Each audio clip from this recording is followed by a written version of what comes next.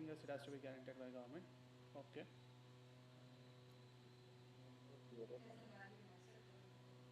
Okay, it has value. Old coin, old 1,000 rupees also had a value. Okay, it's legally valid for all transactions. Okay, the second point here is, and there are 2 pointers. One is it is legally valid for all transactions. But what was the problem with the old 1,000 rupees notes? Okay, what was the problem with old 1,000 rupees notes? It was not, currently it's not legally valid for all transactions throughout the country. If you give the old 1,000 rupees notes, will they accept that? No, right? So the second condition is, it is legally valid for all transactions. Okay, what is with respect to fiat money is, one thing, fiat money, it has to be in the form of, there are couple of conditions. It has to be in the form of coin, note, or any other form, including crypto. Other form, and that has to be issued by whom? Who should issue this? Government or central bank, which is in terms of India RBI, or the king who is ruling. Okay. Can you guess what is my first condition for a legal tender? No? What would be my first condition for legal tender? Okay, yeah, that would be a sub-condition. It should be a what? It should be what? It should be a fiat money. The first condition of legal tender is it should rather be a fiat money. Second condition is it should be legally valid for all transactions or everything. Okay.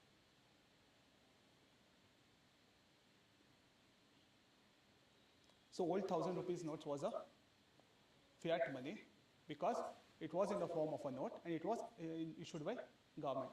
But it is not a legal tender. Why? Currently it is not valid for all transactions. Okay. This was one concept. Now we'll jump into the conceptual part of it. Okay, we'll start. What kind of deposits you can own in bank, open in bank? Okay, savings, current, go on. What kind of deposits?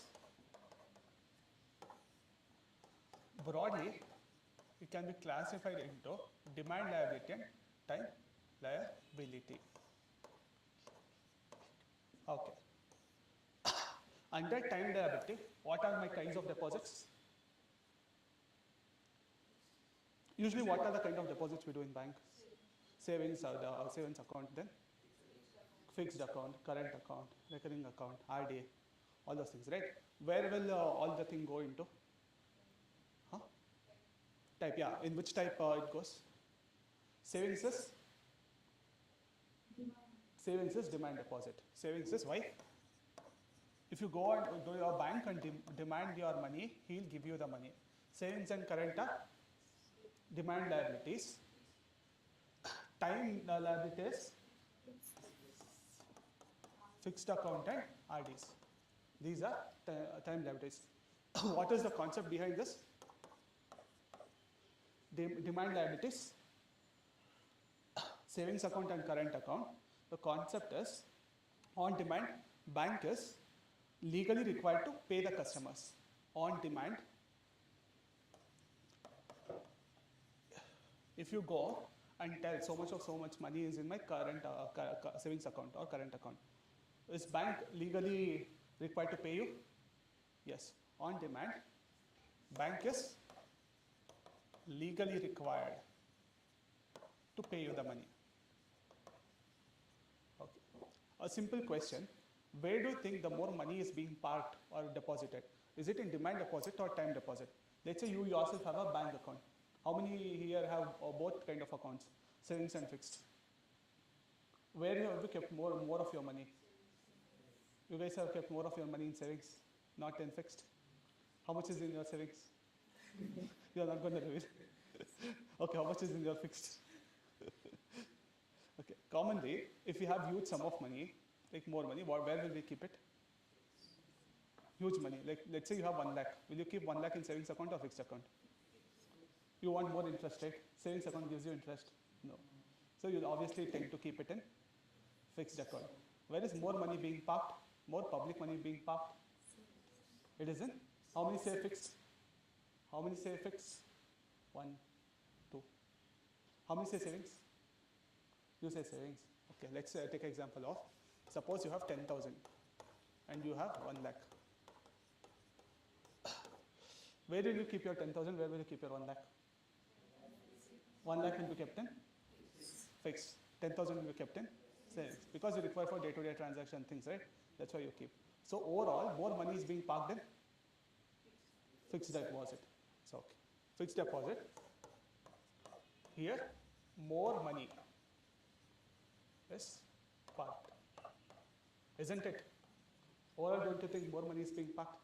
How many here have a FD of some amount, or your parents have a FD of some amount? More money is parked. Here, less money is being parked.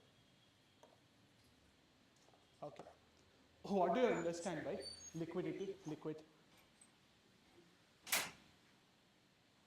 Which is more liquid, which is less liquid? Current account is more liquid. That is less liquid. What do I mean when I say that is less liquid? Exactly. Suddenly we can't withdraw. This is more liquid. This is less liquid. Suppose I have a, let's say, site or a plot, and in another case I have a gold. Which of the following commodity is more liquid? Gold is more liquid. Why? Quickly I can go to some gold shop and pledge and get money back. But for me to get money out of my site, I have to find a buyer, and we have to come to an agreement for a common price, which will take a longer time. So a plot would be less liquid. Similarly, money versus gold, which is more liquid? Money is more liquid. So you understood liquidity. You understood the 3 pointers. Why are banks not legally required to pay your FD as soon as you ask? Because you would have kept it for a certain term, right? Even if they give, they'll cut some interest and give you back. And they are not legally required to pay your money back. But on demand deposit, on your demand, they are legally required to pay your money back. Everyone comfortable with these concepts? Comfortable? Understand what is demand liability and time liability? Comfortable? Okay.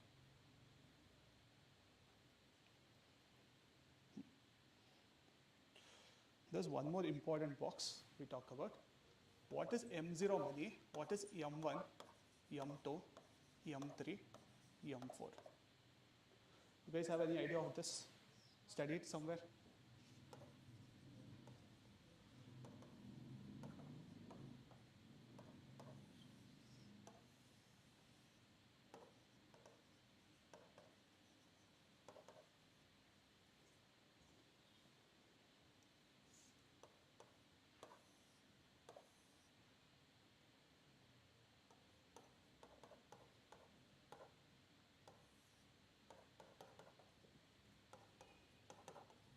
What is CASA?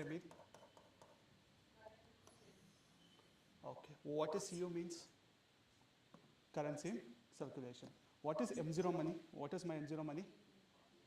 Money in the form of notes and coins which are in circulation issued by government.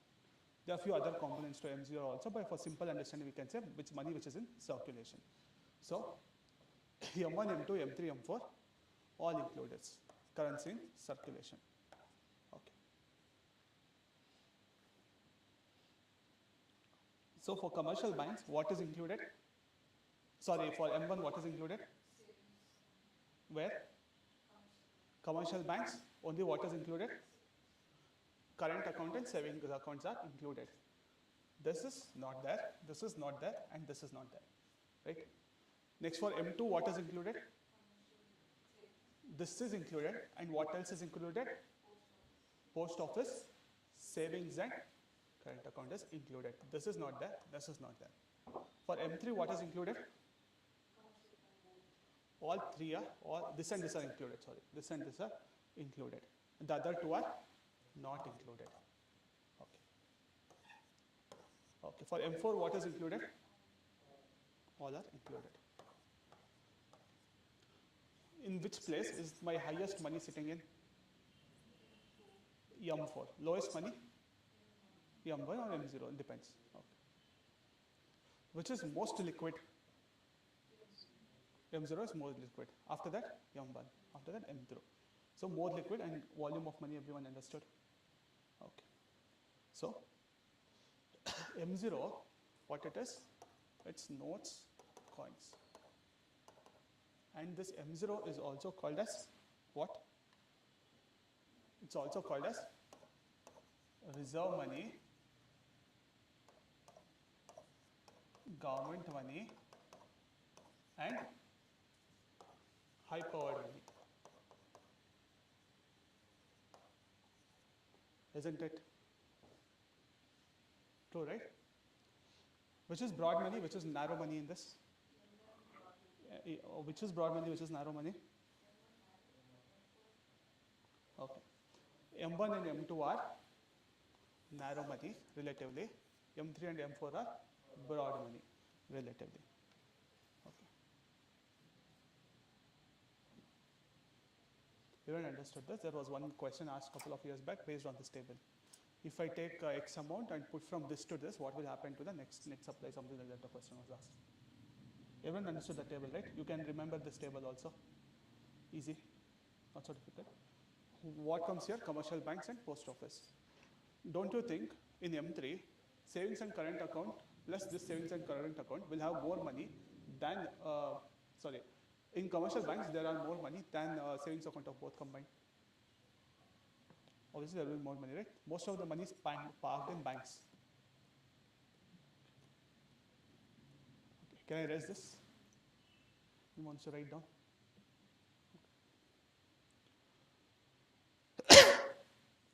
We'll study some graph.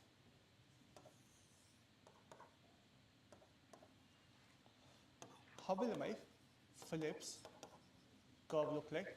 What is the relationship in Phillips curve? It is a relation between unemployment and inflation. It is a relation between inflation and unemployment. How will my graph look like if, let's say, this is inflation? This is unemployment. What kind of graph will I have? What kind of graph? It would be? Okay. L-shaped graph. Okay. Okay. Is it directly proportional or inversely proportional? It is inversely proportional. Okay. It would be something like this. Okay. If inflation increases, what will happen to unemployment? If inflation increases, what will happen to my unemployment? Unemployment decreases. If unemployment increases, inflation decreases. So what do you prefer? Having inflation or being unemployed? There should be a fine balance. That's why we keep, there is an inflation rate 4% plus or minus 2%. So government wants to balance both the things. We need some degree of inflation, right, to lower our unemployment rates. So everyone understood Phillips curve? Okay, comfortable. I can go to next graph. He might not ask the curve in exam. Maybe you can use it in mains or something. But he might create a statement based on the curve. Okay. Next is Q-Net's curve. Have you heard of this guy's name called as Q-Nets? C-U-Z. Okay.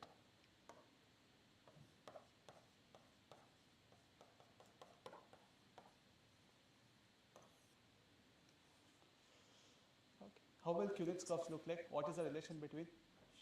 It is a heart-shaped. Not necessarily heart. Little heart.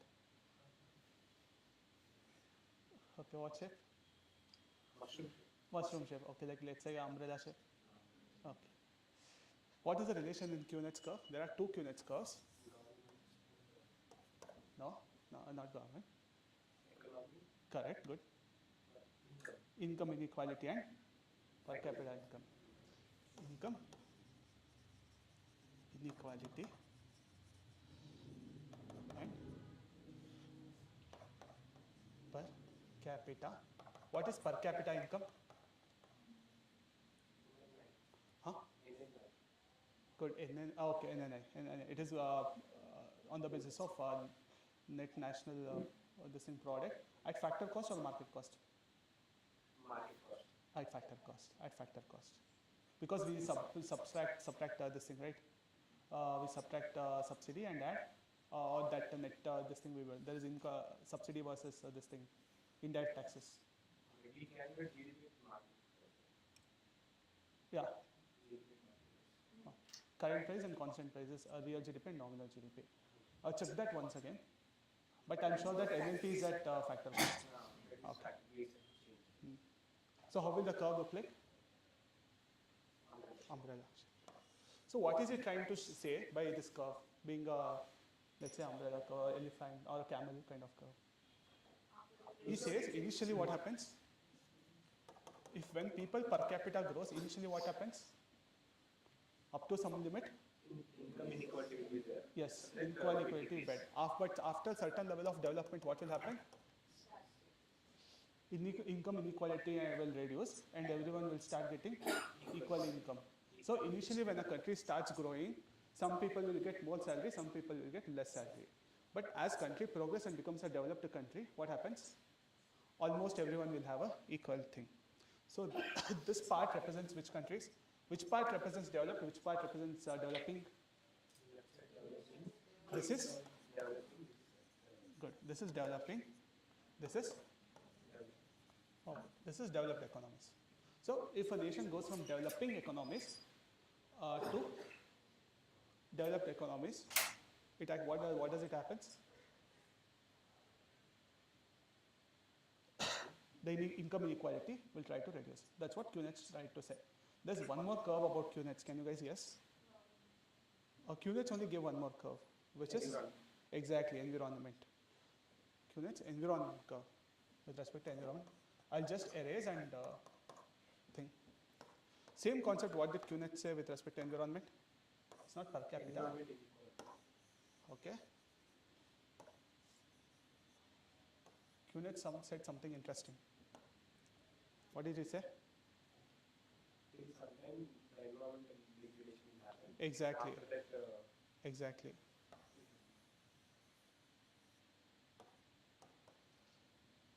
What did QNets say?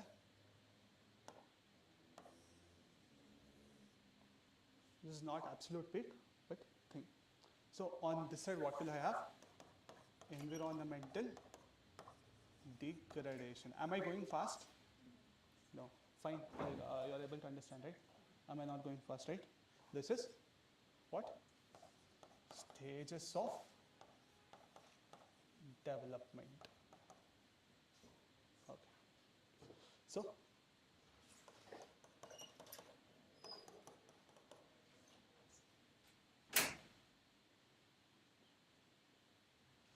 this is pre-industrial. Before industrial level, what happens?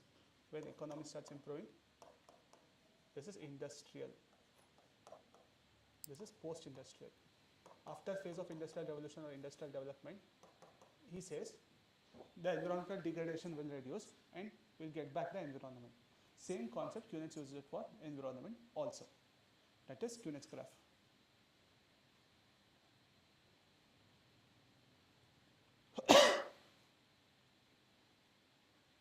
Everyone wrote down? Okay. Easy. QNets is easy. What all we learned? Which all graph? Phillips, QNets, two graphs we learned. We go to third graph. Okay. What is Laffer's curve? Laffer curve speak about what and what? Exactly. Taxation and tax rate and tax revenue. How does this look like? Let's say this is, one second.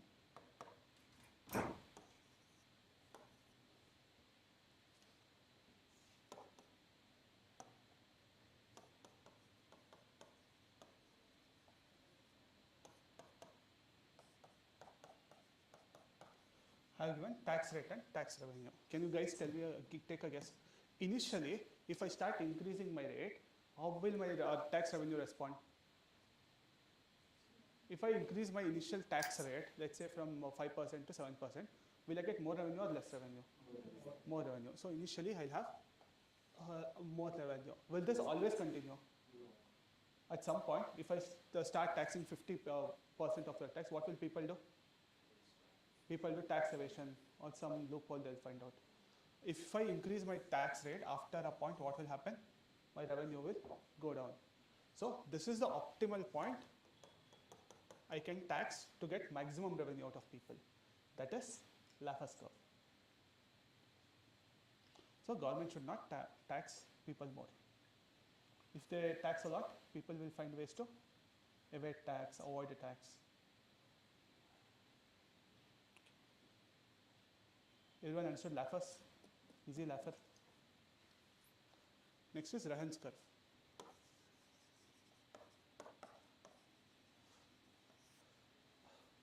To present government speaks about minimum government, maximum governance, right? What are they telling when they say minimum government? Okay, less of government intervention, more of, we give you more freedom. Rahan's curve resembles the same thing. It talks about two things. One is size of government, other one is economic performance. Here, let me say size of government. Here, let me say economic performance. Okay. What will happen if government start intervening too much? What will happen to my economic performance? It will shrink, decrease, or not? Will it increase or decrease? Decrease. Okay. But do you think we need absolutely no government interventions? We need government up to a certain point. So initially, certain degree of governance should be there. But after that, if it happens, what will happen? The economic performance deteriorates. So write down minimum government, maximum governance.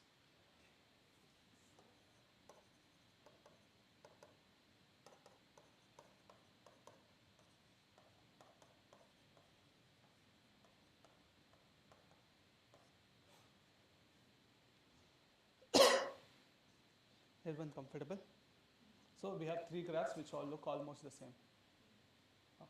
Which three graphs? Laffer, Rahan's. But x-axis, y-axis differ. You should know what is what. Okay. Next is one of the most important graphs, which is which graph which we left out? Lorentz graph, Lorentz curve. That is the only graph which we left out. Okay. How does Lorentz graph look like, or Lorentz curve look like? What is it against and against?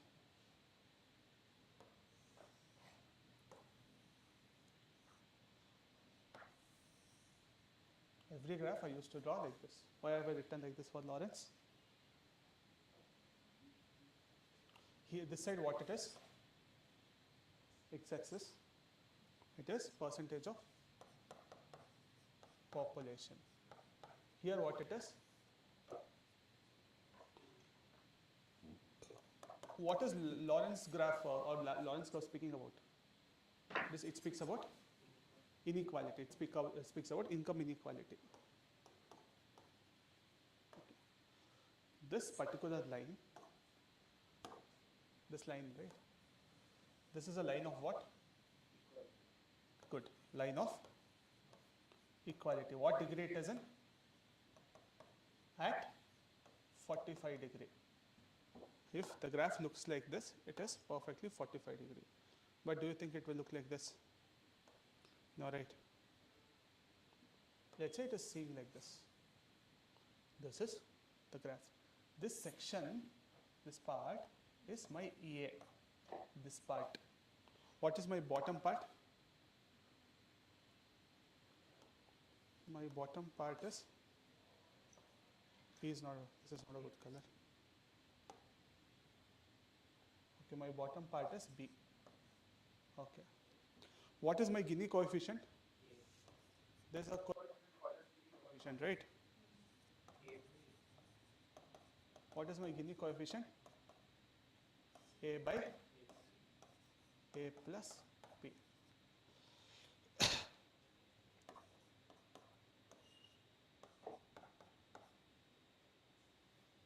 Okay.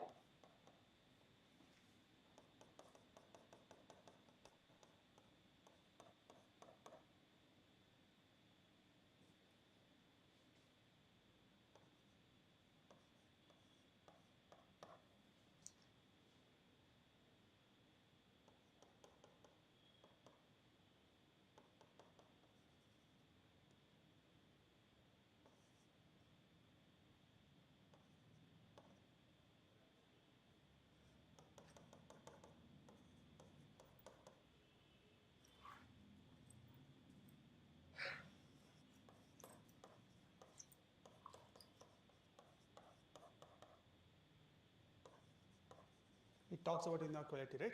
Let's look at this point. I'll call this as point X. Okay. At point X, let's say here 30% of the population are residing. How much that 30% of the population are owning here? What percentage of total income? 5%. One, I say here the 30% are occupying 5% of total income. Next, I'll call this as point Y. Here 70% of population are owning. Okay, 70% of people are owning 40% of wealth, income, something like that. But here the last part, this last 30% are owning what percentage of income? Last 30 are owning 60% of income. Don't you think there is some kind of inequality? But if it was perfectly equal, let's say here a point was here, 50% of people would have owned 50% of income, 70% of people would have owned 70% of income, 90% of people would have owned 90% of income.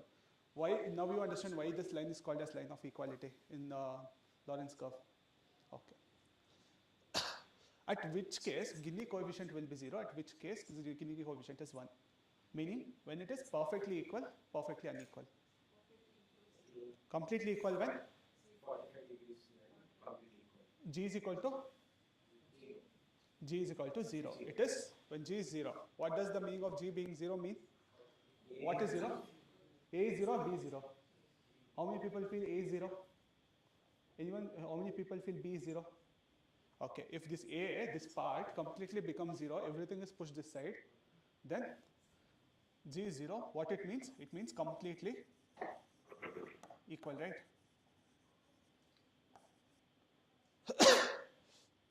If G is equal to 1, what does it mean?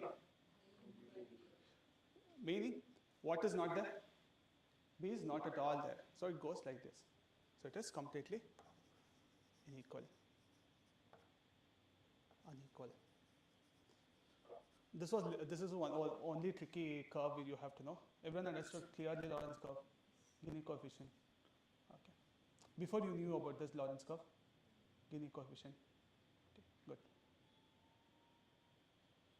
Anyone who didn't understand this? Didn't understand? Understood. Lorentz curve comfortable. So we'll shift from curves to concepts now. Okay. Can I erase? So you will now not forget, right? Line of 45 degree means so. Okay. Suppose there are homes or households and there is bank. Let's say, which is your favorite bank? SBI. Okay. What do households do to the bank? They give their savings, they deposit their money, they transfer their deposits, households keep their savings in the bank. What does banks do? Give loan. Suppose in your FD, how much percent usually FD they give? 8%. 8% they give. Senior citizens, how much they give? 7%. Normally, let's say for example, for our mathematical simplicity, we'll take 5%. Okay. If you take a loan from a bank, what percentage do they charge you the loan? Huh? They charge more. Let's say for our simplicity, they go up to like 15% income. How do banks make money? How do banks make money in this? The balance 10%, whatever interest is, the bank's profit. So whom do they give the loan for? What all people? There will be individuals who will be accessing the loan, or else there will be companies which will be taking the loan. Suppose individuals or companies. Let's say companies or individual entrepreneurship. Taking that loan, what will these people do? What do companies do? They do some kind of production. They create what and what? They invest, okay. They create goods and services. Along with producing goods and services, they also do one more thing, which is they give employment or jobs to the people. Okay. After jobs, what the people do? They consume these goods and services, or else they invest it back into keep the money as savings. So this is the cycle of economy and how economy works. So if this process is slow, what will happen to the growth rate? It will reduce. If this process is fast, increase. It is increase. Now you understand the Phillips curve. I mean,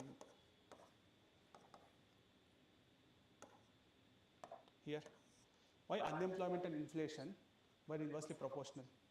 If it runs too fastly, what will happen to general rising prices of goods and services? It will start increasing. If it is running too slowly, more people are not getting jobs. If it is running too fastly, this demand has increased and this thing has happened. Now you understood these graphs. Okay, everyone understood. Comfortable. This is what it is happening. Suppose we'll focus on this. We'll focus on SBI. In mains also, if you want, you can use this diagram. This is like foundational diagram for everything. Okay. Let's focus on banks.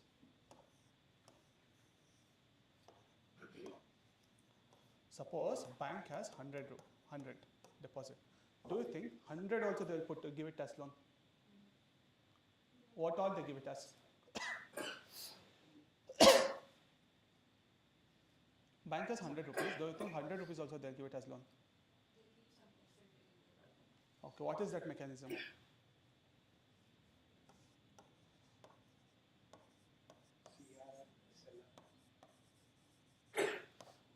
On an average, what is CRR first? What is CRR? Okay, not the full form, but actually what is CRR? Definition. Okay, do they keep it with themselves or they keep it with RBI? Okay, so they have a mandatory requirement to keep it with RBI or central bank. Usually how much it would be? Usually, let's say around approximately how much it would be? Let's say a bank has 100 rupees. What amount it has to keep in 100 for with RBI? 15%. Think. Okay. Let's say usually it would be like 4 rupees or 4%. 4.5, something like that. How? SLR? What is the definition of SLR?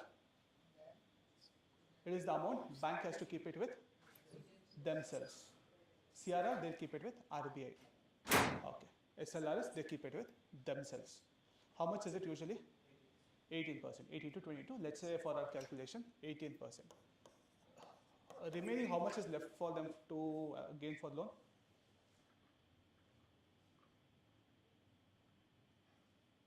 $78 rupees. That is what they have to give as loan. 78. Have you known the concept of PSL, priority sector lending? What is priority sector lending? What is PSL? In this also, priority sector lending. Which all components come under PSL? MSME, agriculture. What percentage is agriculture? Small agriculture, the marginal farmers. You have to buy out all those. You should know the numbers. So what percentage is PSL? Depend upon banks. For RRB, 70%. Okay, depends on one. Let's say I am taking an example of commercial bank. You should be knowing, right? Exactly, 40. Very basic, you should be knowing. PSL is this. Again, 40 rupees is priority sector lending. What does priority sector lending means? That's like minimum thing. Let's say for farmers you have to give 10 rupees. Compulsory 10 rupees you have to give for farmers. And for MSME you have to give some 4.5 or something like that. That is priority sector. First you have to finish those priority sectors. Then remaining 38 you give to whatever you want. So now you have a better idea where the money is going. Okay. Can you, whatever this amount CRR, can you give it as loan to someone? Can CRR be given as loan? It can't be given as loan. Can you do some investment with CRR and gain from profit? How many people feel they can be used as investments? How many people feel they can't be? Okay, they can't be invested in anything. And no profit comes out of it.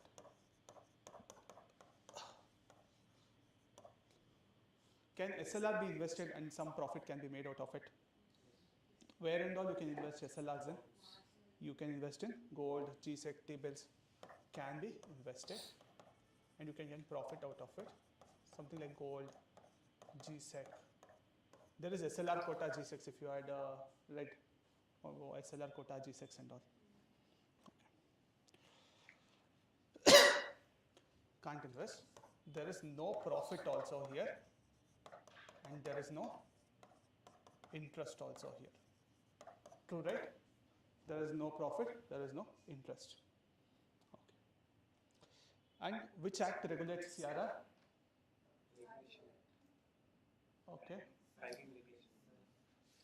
Okay. Banking Regulation Act actually regulates SLR.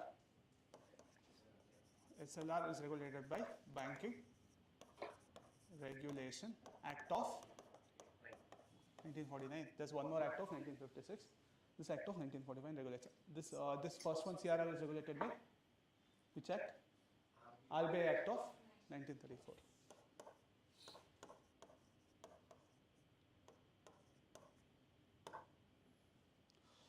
Okay. There is nothing called minimum maximum for CRR, but usually it's around 4%. But SLR should not be more than what percent? 40%. It should not go higher than 40%. Okay. How many days once do they check, have the banks kept CRR SLR? They check on dash basis, monthly basis or weekly basis. What basis? They check on a fortnightly basis.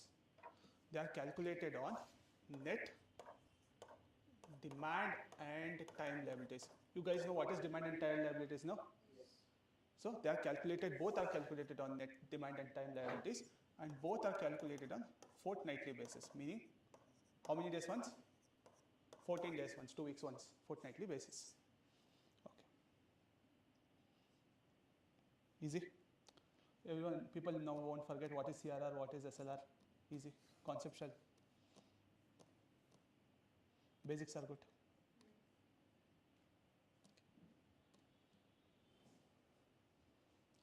Now we understood CRR and SLR. Everyone wrote, right? No issue with me. And okay. What is other two things you read along with CRR and SLR? Repo rate and reverse repo rate. Okay. Let's talk about repo and reverse repo. Can you guys tell me what is repo, what is reverse repo? You only told the repo, reverse repo. We know what is CRR and what is SLR now. What is repo and reverse repo? Who will take from whom? Who will give to whom? So if we want money, we will ask bank. If bank wants money, they'll ask whom they'll ask? They'll ask RBI. Which mechanism helps them to do? That is repo or reverse repo. If bank wants money, it will ask RBI. That mechanism is? Okay, how many say repo? Okay, how many say reverse repo? Okay, couple of people feel reverse repo. Okay, if banks want money from RBI, the process of banks borrowing from RBI is repo. What happens in bank? Repo. Bank will borrow from RBI. What happens in reverse repo? RBI will give money to bank. I mean, RBI will obviously give money to bank in first case. RBI will ask money from bank. It is actually, usually what happens in the cycle, you know the cycle, right? Banks will be there, households will be there. Here they will take all the deposits, but there will be not enough companies who are asking the loans.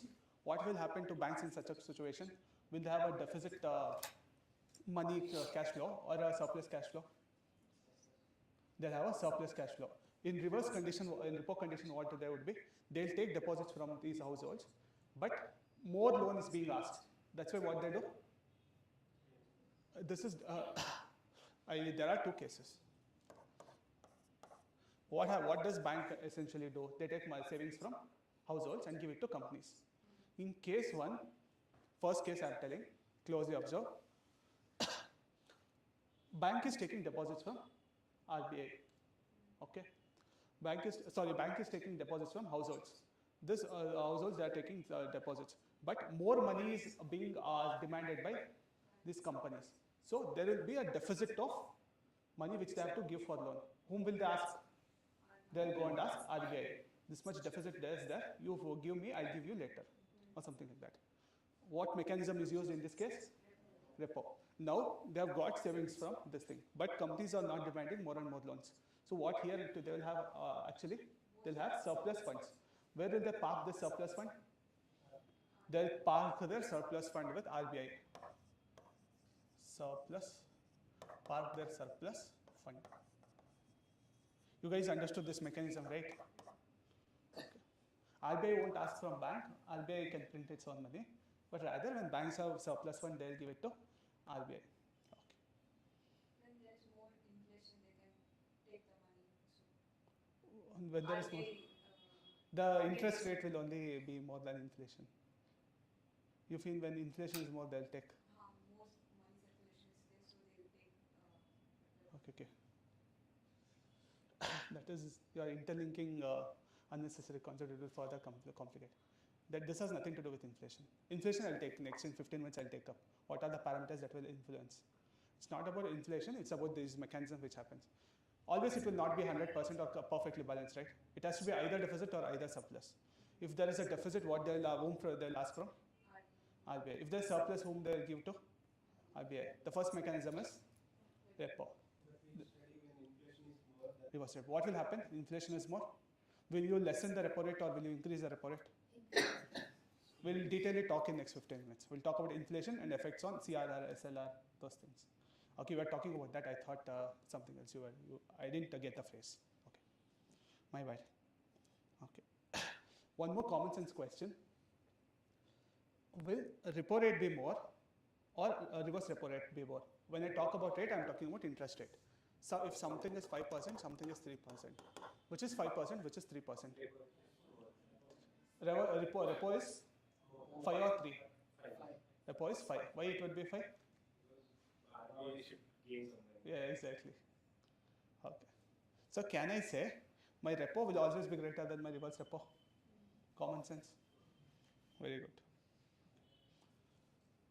There's one more concept which is in